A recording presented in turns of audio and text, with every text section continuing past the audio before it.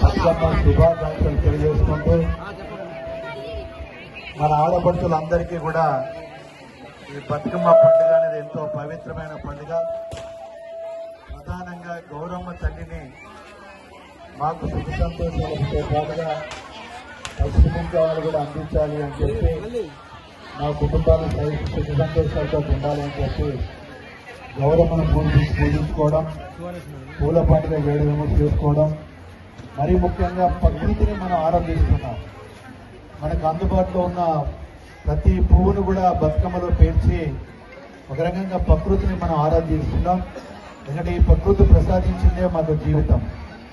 ఆ ప్రకృతి తల్లి యొక్క ఆశీస్సులు మన మీద ఉండాలి అని చెప్పి మరి మరొకసారి కోరుకుంటూ ఆడబిడ్డలందరికీ కూడా పేరు పేరున మరొకసారి బతుకమ్మ శుభాకాంక్షలు తెలియజేసుకుంటున్నాను. అదేవిధంగా బతుకమ్మ రోజు దసరా శుభాకాంక్షలు కూడా తెలియజేసుకుంటూ, మరి దసరా కూడా ఒక దుర్మార్గులను సంహరించడానికి ప్రతీకగా మనం దసరా నిర్వర్తించుకుంటున్నాం. దుర్మార్గాన్ని మనం పారదోలడానికి కూడా దసరా రోజును మనము ఒక పర్వదినంగా నిర్వర్తించుకుంటున్నాం. దసరా శుభాకాంక్షలు కూడా తెలియజేసుకుంటూ సెలవు తీసుకుంటున్నాను. అందరికీ నమస్కారం. మరిన్ని వీడియోస్ కోసం ఛానల్ ని సబ్స్క్రైబ్ చేయండి. లేటెస్ట్ అప్డేట్స్ కోసం వాట్సాప్ ఛానల్ ని ఫాలో చేయండి. అండ్ లింక్ డిస్క్రిప్షన్ లో ఉంది.